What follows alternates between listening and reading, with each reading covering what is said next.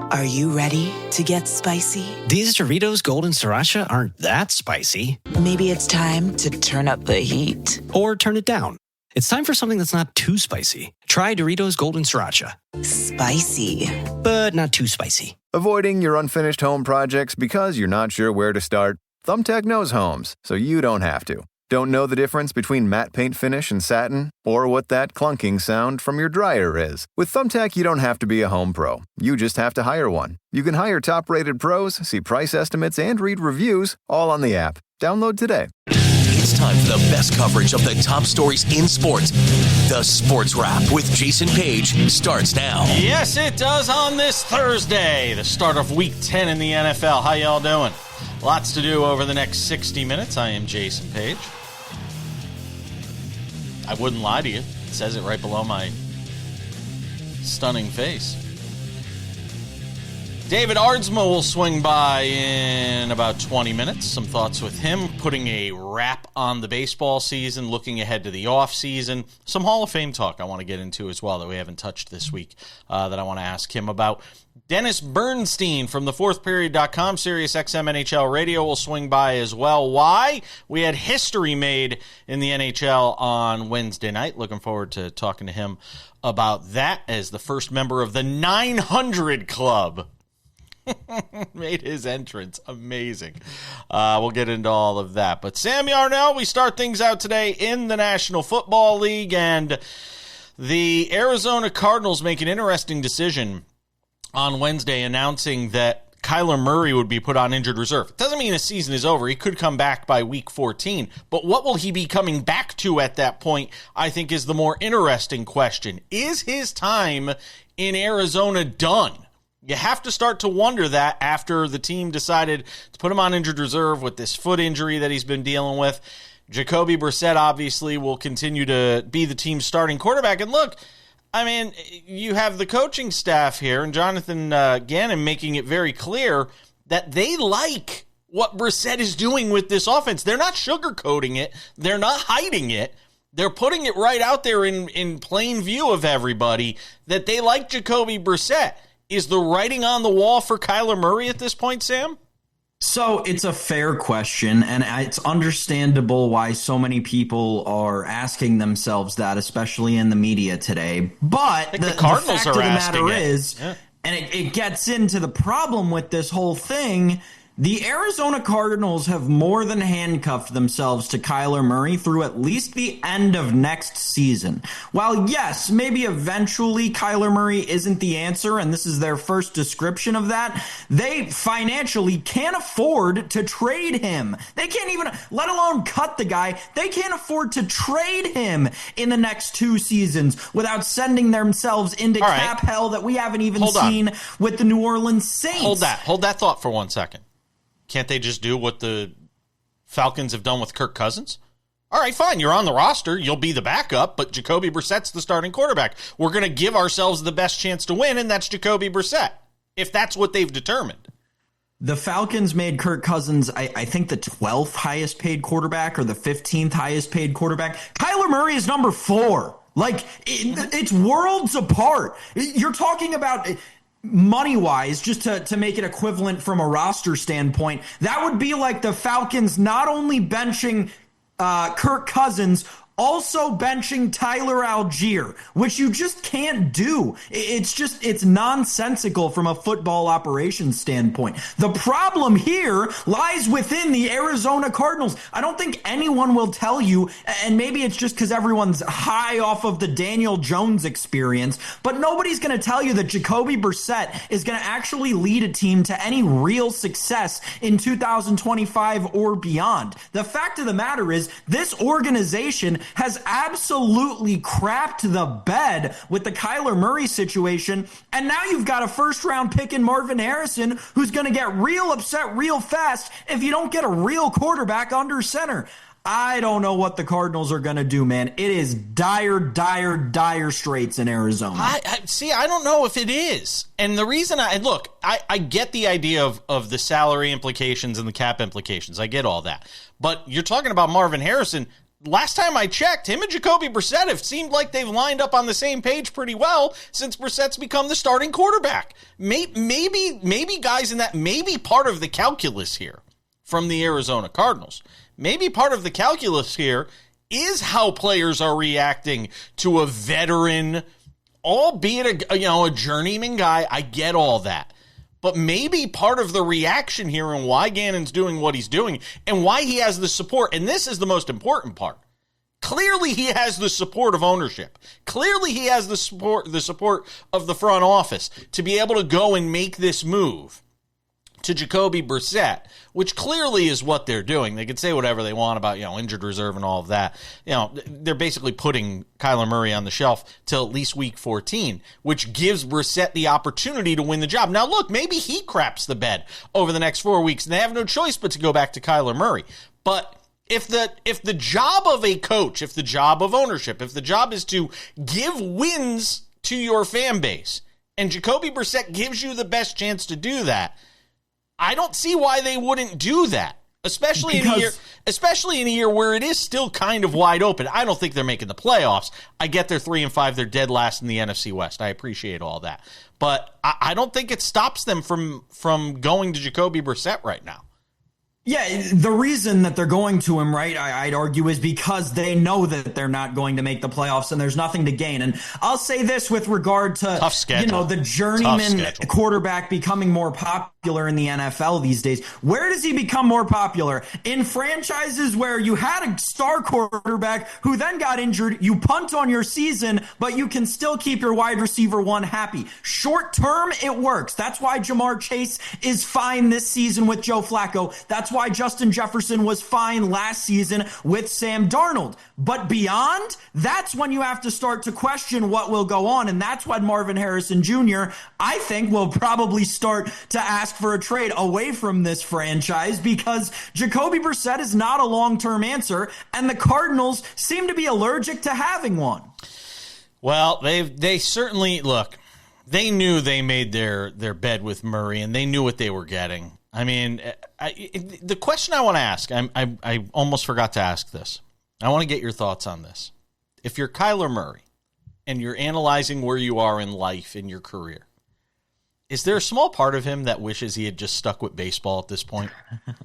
I know, forget the money, put that aside. I just wonder, because this is a guy that was a can't-miss prospect in baseball. I wonder if he's had any thoughts about that. You would think that, I don't know if you can have the conversation without the money, right? Because the money is the difference. He's 28 years old. Realistically, if he were in the Major League Baseball system, he would probably be making his first $500,000 check away from his original signing bonus. Dealing with arbitration. This year, right, or next year. The guy's made $170 million already. He doesn't have a thing to worry about with baseball. That's more than he'd ever made playing baseball. I'm sorry, but it is. I don't disagree. But I just wonder if from a joy standpoint, loving what you do. Never too late, Kyler. The A's still own your rights, I think. We got more football around the corner.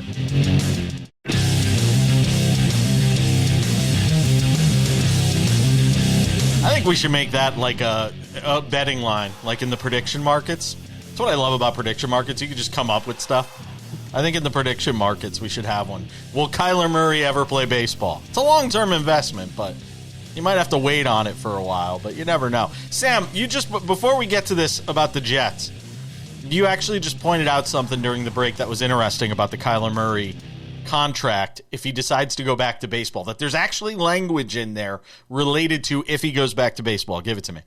Yeah, so from what I understand from brief internet research, the Cardinals have put a clause into Kyler Murray's contract regarding if he ever goes and plays professional baseball before the end of his contract with the Cardinals. It's a very unlikely scenario, but it requires him to, at least to my understanding, give back millions of dollars to the Cardinals organization. So I don't think it's on the table, at least for the next couple of years. Maybe when we did the math, maybe by the time he's 30, he could become a minor leaguer. Yeah, he's 28 years old. It's kind of tricky, but we were talking about it during the break. You never know. Stranger things have happened. I just thought it was an interesting subplot to the whole Kyler Murray conversation because, who knows what happens to him if the Cardinals decide to go in a different direction. The contract obviously has a lot to do with that. All right.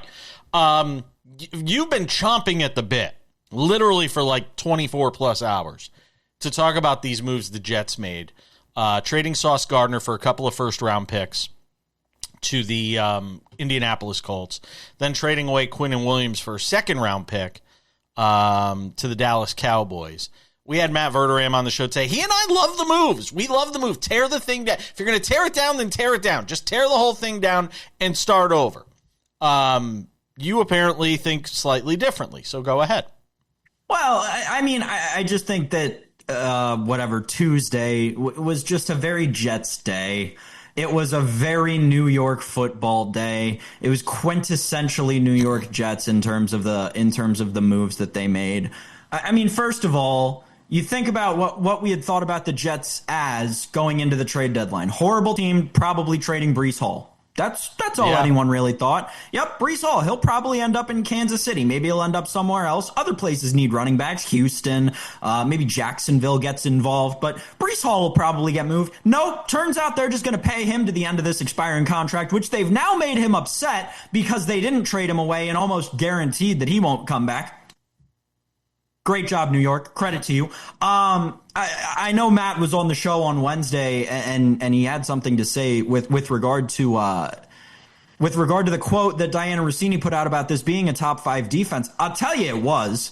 Plain and simply, it was. Talent-wise, I went and did the math. There are not 5 defenses in the NFL that had more talent on them from a raw talent perspective than the New York Jets did before deadline day. The fact of the matter is it's poor coaching because this organization is incapable of hiring someone who can actually coach up the players that they have, or when they do, like they did in Robert Saleh, they somehow force them out because they want to make every other bad organizational decision. And then people talking about the move. Oh, well, Sauce Gardner's a cornerback and they paid him all this money, but he's not really that good anymore. Well, first of all, that's blatantly incorrect. Just because the Jets tend to give up a lot of points, by Pro Football Focus rating, Sauce Gardner is the 8th best cornerback in the National Football League right now. So I beg people to, before they go talking about these kinds of things, do your research, because the fact of the matter is Sauce Gardner is one of the, you could count on your hand how many pieces there were on that roster that you actually could build around, and the Jets somehow chose not to. Listen, I get that coming away from Tuesday, you end up with 3 first-round picks in the next 3 years, or whatever that number is. The fact of the matter is this is an organization that has failed to draft well. That's the except bigger for problem the Sauce for me. Gardner pick over the course of the last 10 years. Cut through it all. I don't trust the Jets to make this change that everyone's encouraging that they will. I understand Aaron Glenn's a new and exciting hire, but again, as long as Woody Johnson owns this team, all they are is destined to fail. When I cut through it all, it's the last point that is the one that concerns me most, is are you going to get the right evaluation guys, the right talent evaluation guys in the room to decide what you're doing with all this draft capital if you decide to hang on to it? There's obviously the option of trading it, and as we were talking about, going and getting a star quarterback that might be sitting out there or might be available in the offseason. You mentioned Joe Burrow. Not that I necessarily think that's going to be the case, but if it is, that's obviously one way that they could go. I want to talk about it, though, as well from the Colts standpoint. I got it a couple of years ago when the Mavericks traded late in the season for Kyrie Irving. A lot of people went, oh, my God, you're bringing in Kyrie Irving, this and that. And I said, you know what? I will never fault an owner for going for it when you have the opportunity. And recognizing, and Carly Ursay in there, recognizing that there is an opportunity here to do something absolutely out of this world in Indianapolis for a franchise that's been in the wilderness for the last several years. To have an opportunity in a year where it feels so wide open, I will never, ever fault ownership And people will say that's a lot of draft capital to give up. And look, maybe on some level it's to them validating that they believe Daniel Jones is the guy. Maybe that's part of it as well. But to me, if I am that fan base, we love you guys watching us on WISH out there in Indianapolis. I love this. I am fully supportive of my ownership and front office that they've decided to go all in on this season, because we see far too many times in sports where teams sort of play it in the middle. The Broncos did nothing at the The Broncos are 7-2. They've got the champs on the ropes in the Chiefs, and the Broncos did nothing. Nothing at the deadline. Nothing to improve your team. That's been scrapping and getting by, and Vance Joseph and what he's doing with this defense. And the Colts actually went for it, and I respect them for that.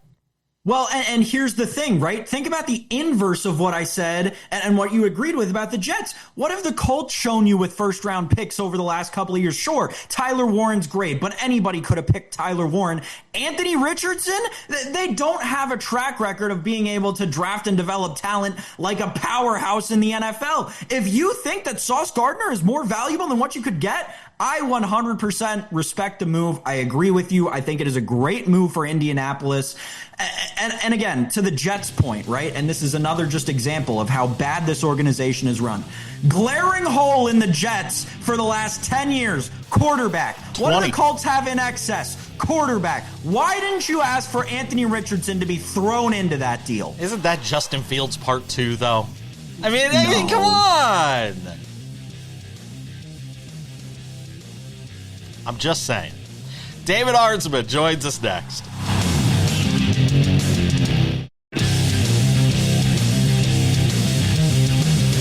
Welcome back. 20 minutes from now, Dennis Bernstein of thefourthperiod.com and SiriusXM NHL Radio joins us. We'll get some thoughts with him on history in the nation's capital. Alex Ovechkin becoming the founding member of the 900 Goal Club. What are you drinking, Aardsma? Show everybody. What are you gulping down there at this time of the day? At this time of the day, I need a pre-workout to deal with you. Wow. Shots You know what the best fired. part is on Ovechkin's goal? What? Is the goalie tried to steal the puck. Oh my God! I know. That's awesome. I know the goalie tried stealing the puck. I know that was hilarious. By the way, the goal itself, it was like a no-look backhand. I mean, it was insane. You'll see it coming up in 20 minutes when we talk with Dennis Bernstein. But just out of this world, the guy's got 900 goals. Like, It's crazy. Like it's the only thing I can compare it to, and baseball makes it come to mind, is Ty Cobb's win total, like the untouchable, like just nobody's ever coming close to it. That would be the equivalent for me. Would be Ty Cobb. Ty Cobb's win total? Yeah, Ty Cobb's win total. Hey Google, how many wins does Ty Cobb have for his career? There you go. According to Wikipedia, the free encyclopedia, Cobb has won more batting titles than any other player with 11. Not Ty Cobb, not the win. I meant Cy Young. There we go. Why didn't you correct me? You made me I was ask it. confused, but I was just All going right. to let you do your thing. Hey, Google, stop. Why did everybody just watch me incinerate myself I thought on I said national Ty Cobb's win television? total? That was gonna be International. very interesting You to all me. just watched me incinerate myself. You can correct me if I'm The new wrong. Ohtani of Babe Ruth.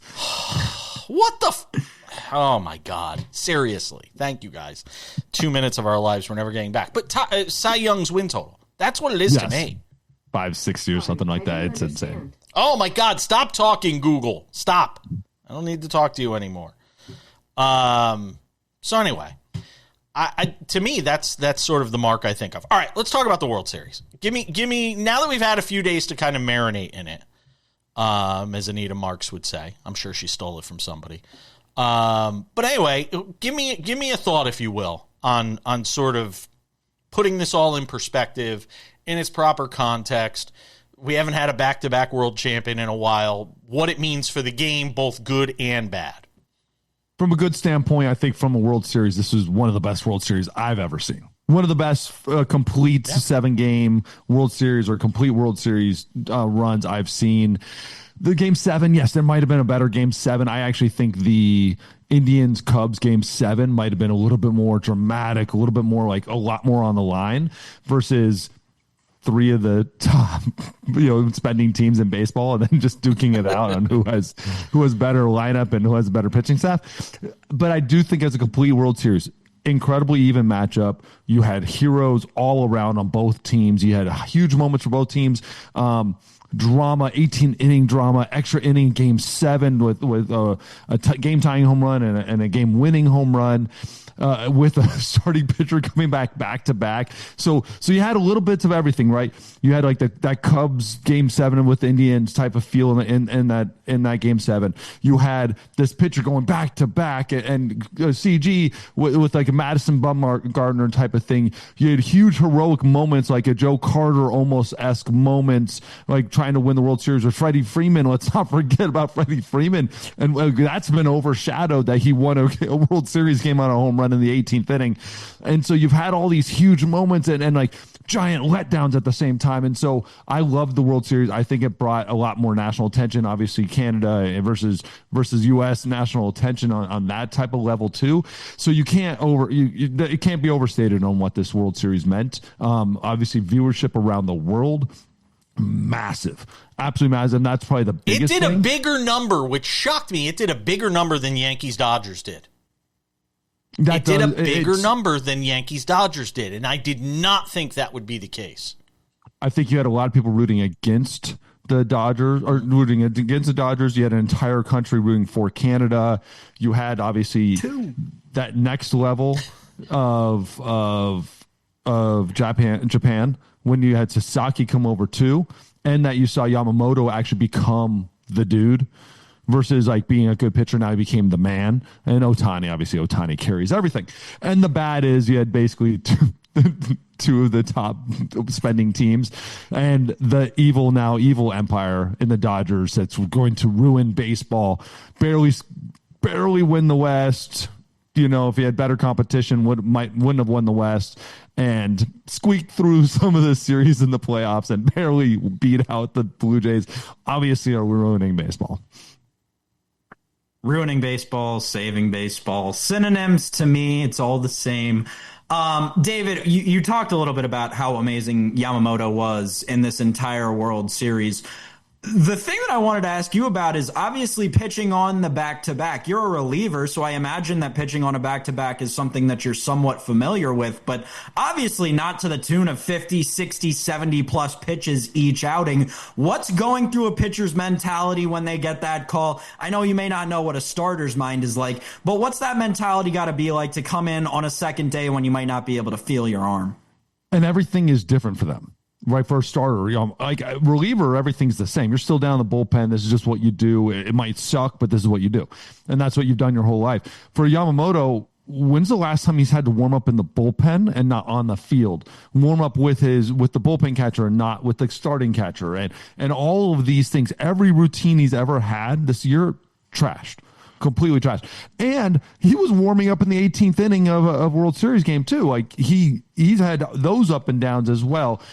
So momentum and excitement can carry a long way, but when you throw that first ball, your arm hurts. Your body just hurts. But David, can I just ask you, not to be a contrarian here, but are there just some guys that are freaks that, and I mean this in a positive way, that it just doesn't matter, that their arm is such that they can just do it whenever they need to, whenever they want to. Maybe you have to deal with it afterwards, but that there are some guys that that have literally the rubber arm thing we used to always hear about. There are some guys that just have a rubber arm. Without a doubt. Without a doubt. Now, if I had to put my money on who has that, it's probably not the starting pitcher, right? It's probably not the guy coming out who's never done this.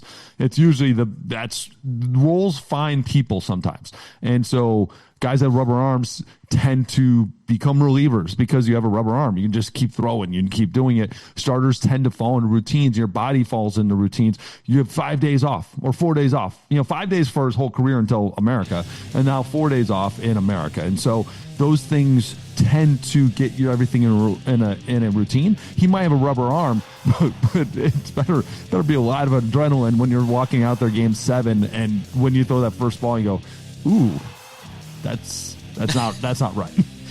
David Aardsma, former big league reliever, Sirius XM MLB radio as well. Man Cave Sports too. He's going to come back for one more segment, get into some of the off-season stuff with him next.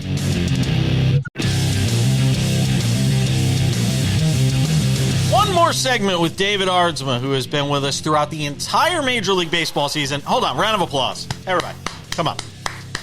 Round of applause for David Aardsma.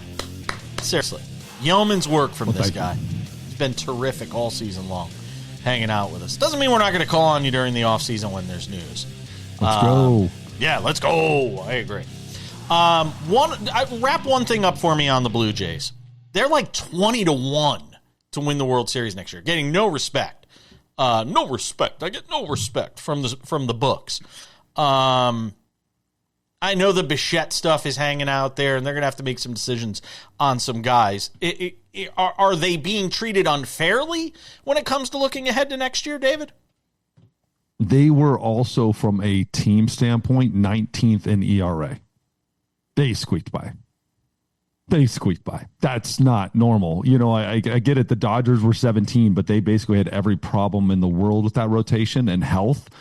The Blue Jays didn't really have as many problems as just finding pitchers, right? Like finding good pitchers for them. And so they do have some problems with that. You have your one of your stars. We don't know if it's going to come back, and you have to rebuild a pitching staff and definitely just bomb a bullpen and get a whole new bullpen in there. You might, obviously Hoffman and stuff like that, you might save some guys, but you need to revamp an entire pitching staff, and you've got contract issues with that. And so there are problems there. You're also looking at the Red Sox. Now we obviously are missing one big key player on that team who really didn't contribute this year anyways.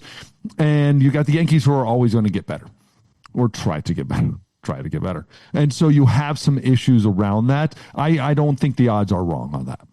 Wow. More on the offseason. Go ahead, Sam. David, we just passed through this week the NFL trade deadline, and it brought a question to my mind I wanted to ask you about your time as a player. Obviously, throughout your 11-plus year career in professional baseball, you, I can imagine, were on teams where players were traded in, more so than you being traded away. What is it like as a professional athlete in the middle of the season to have a new teammate come into your locker room? What's the protocol? Do you just go up and introduce yourself? Do they go around and introduce themselves? How does that whole thing work? Do you offer them a place to stay? What's the protocol between professional athletes when someone gets traded into a new city? Minor leagues, you offer somebody a place to stay because they usually need a place to stay. And you're a veteran and you're like, dude, come on, just stay with me. Don't stay in the hotel. But when the big leagues, the dude just shows up with a bag and walks into the locker room with a bag, or it depends on what level you are. You're either carrying your bag or somebody's carrying it for you. It depends if you're a reliever or if you're a hitter. And so if you, when they walk in, if you see him, you just say, hey, what's up? If you know him, say, hi, what's up? But most of the time, all that happens when they walk out onto the field for that first batting practice. That's when everyone's like, oh, what's up? And that's when you kind of give the hugs, the daps, and you get to them when you get to them. You're not really offering them a place to stay. They're just fine. Team gives you 7 and 7, so you have 7 days in a 5-star hotel. So usually you take wow. That. There you go. Yeah, 7 days pay when you're going to a new team and stuff like that. So you get plenty taken care of. But it's just when they're coming in, man, it's awesome. Like, and you know what, Jason Bay was the best one for me with the Red Sox. That was the one team I was on that was like, dude, we're going for this. We got rid of Manny, bringing in Jason Bay. It was a huge deal. Day one, he makes a game-saving diving catch and then hits like a home run, and you're like, this is the greatest thing of all time. And Manny was hitting like 100 for us, and then Manny goes out and hits 500 for the Dodgers. SOB. And does whole Manny Wood, all that stuff. Like, he was such faking injuries. But that stuff, when you bring in new life, bring in new excitement, you like it. Like, it's like, dude, let's go. Like, then everybody else starts picking their game up. Yeah. I got to get your thoughts on we haven't talked about it all week, the Hall of Fame. Yes. Contemporary Baseball Era Ballot. 8 guys. You need 75% from the committee. This isn't, like the typical vote. There's a committee. Barry Bonds, Roger Clemens, Carlos Delgado, Jeff Kent, Don Mattingly, Dale Murphy, Gary Sheffield, Fernando Valenzuela. Who are you putting in if you're on that committee? Everybody but Carlos Delgado. Really? Every single You're putting Jeff Kent in ahead of Carlos Delgado with 473 home runs? Nothing against Carlos Delgado. Still Carlos Delgado versus his position. Jeff Kent's the best hitting second baseman of all time. Maybe Altuve might, there's definitely arguments there for what he's done in his career, but the dude's the best hitting second baseman in Major League history. Like, against his competition in his role, he was a great enough fielder. Yes, you can argue about whether he was a wonderful teammate or not. Like, I think he had one huge run-in with Bonds, but that's pretty normal. And so, but outside of that, like, the dude was the best hitting second baseman. Like, where's that? Carlos Delgado was not ever the best at his position. He might have been some of the most beautiful swings, hitting home runs off the glass in Rogers Center, stuff like that. But he's just not the first shoe-in for me. I think Dale Murphy, without a doubt, deserves to be in. Bonds, Clemens, that whole list. The rest of those guys. That's who you think he did to baseball. That's who you think should get in. Who will get in? Dale Murphy. Fernando. You're not saying Mattingly? If not Mattingly now, then Mattingly when? Mattingly, yes. But Dale Murphy, I think, has had the biggest push where the purists and baseball purists are going to push him. Fernando deserves to get in for what he did to baseball, for what he did to communities, how he expanded the game. We have to look at that stuff. Don Mattingly, to me, a lot of times with Don Mattingly, I miss out on how good he was because I didn't really watch Don at the time. So with him, sometimes I step back and say, I just didn't appreciate him for probably what he was because I didn't grow up with him. He was always just a name to me. Yeah. And so sometimes I miss him, and I'll own that. All right, we got to go. I wish we didn't, but we got to go. You got to go and you got to stirring. I know. We'll probably talk more off the air and post it somewhere, but David Aardsma, you've been great all season. Thank you. Thank you.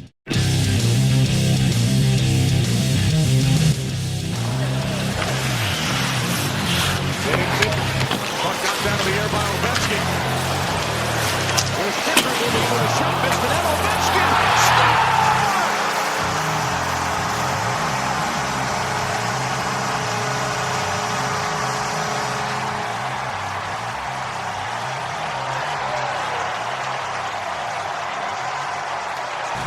Number 900, Alex Ovechkin, first player in National Hockey League history to reach that magic number.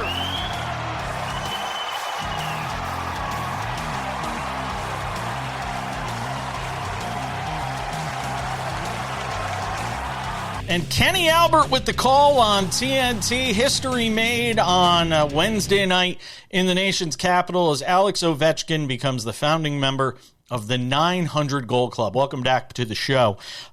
Bring in Dennis Bernstein, who does a terrific job. The fourthperiod.com, Sirius XM, NHL Radio as well. You can find him there. Well, we were all wondering when his third goal of the season would come and get him to number 900. It came last night against the Blues.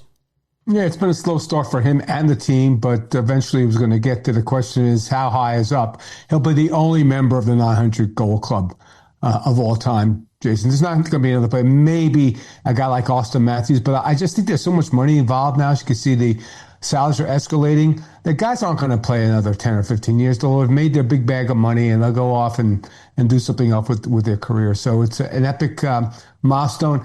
I don't think it's as notable as when he broke the Gretzky record, really, Jason, because context. It's just a number. And we had such a big celebration of 892 or 893 that I think this kind of got lost in the shuffle a little bit. But sports. But wait, I'm gonna challenge you on this because sports are all about numbers.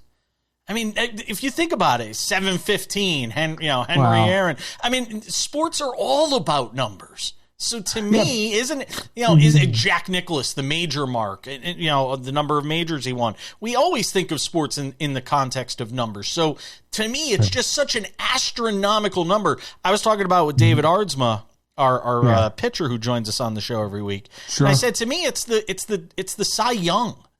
It's that crazy number that nobody's ever going to surpass. It feels like.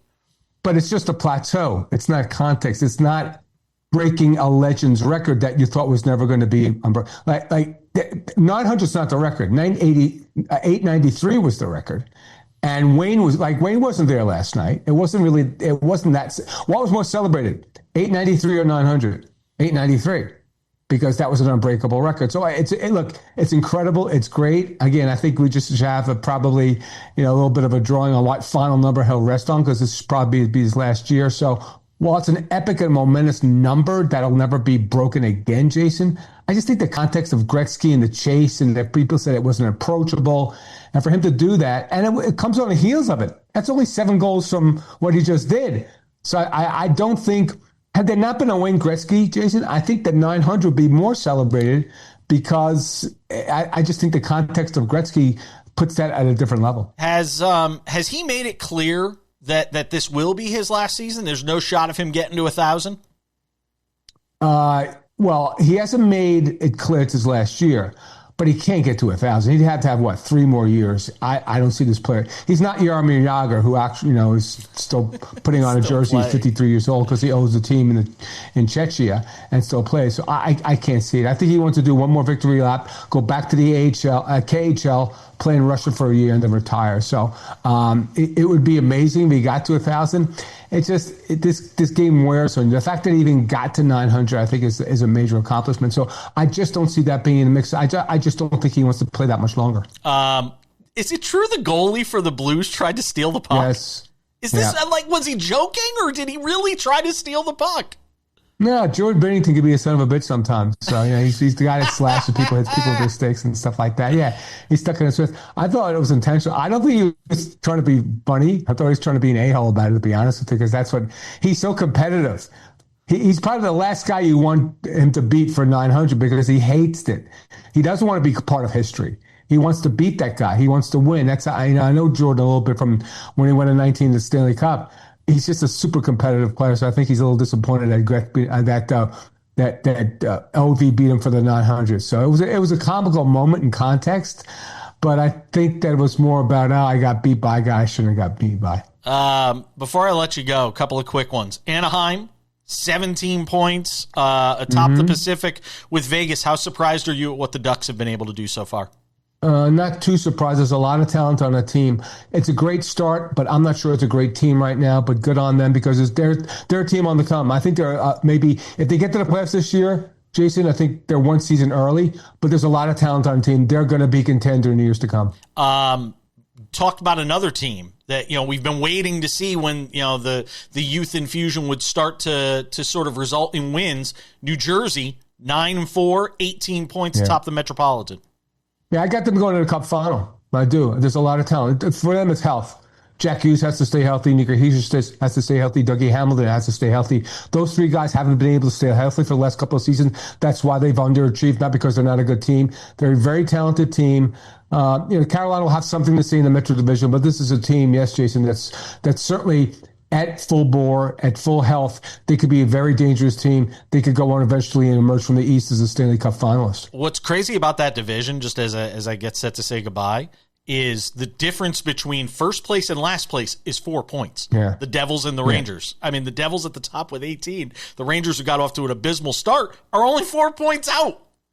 Yeah, the entire conference is crazy. I think it's I think every team's over 500, yes. Jason. So it's been a really good start for them. But yeah, it's going to be a big race in all the divisions, because it's not a clear cut team that's over the top. You're going to say, okay, the team's going to win the Atlantic or the Metro. It's going to be a very contentious Eastern Conference this season. Dennis Bernstein, thefourthperiod.com, Sirius XM NHL Radio on short notice today. I appreciate you, my friend. Have a great weekend. We'll talk to you soon. Anytime, JP. Thanks for the time. We're coming back with more Sports Wrap. Odds and ends next. Just about time to put the wraps on this baby for a Thursday. Tomorrow on the show, Robert Littell, the founder of Black Sports Online. Talk about some of the top stories of the week with him. Looking forward to that. Couple of reminders before we go. If you haven't done so already, make sure to subscribe to the Sports Wrap with Jason Page podcast, available on all your favorite podcasting platforms.